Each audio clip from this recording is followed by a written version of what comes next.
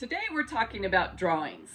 So in order to be able to evaluate a project, not to estimate it and certainly not to build it, there's three different types of drawings that we can look at. And so these are just going to give us an idea of the scope of work and the intent of what the owner wants to do with this particular project.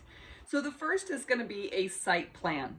So that site plan is going to kind of give us an idea of location, where the project's going to sit. It should provide us with boundary lines and monument points for the property that we're going to be using, and just gives us an understanding of the flow of the project. It might even provide more information like the topography, which would tell us how difficult it may or may not be to build on this particular site. The second drawing that we're going to want to be able to have is a floor plan. So a floor plan is going to give us the flow of the interior of the building.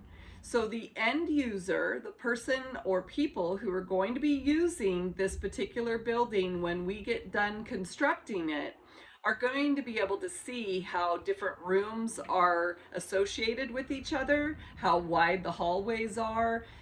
They're just really going to be able to see how they can move through this building, and is that going to be an efficient flow for the productivity that they're trying to get done once the project is complete.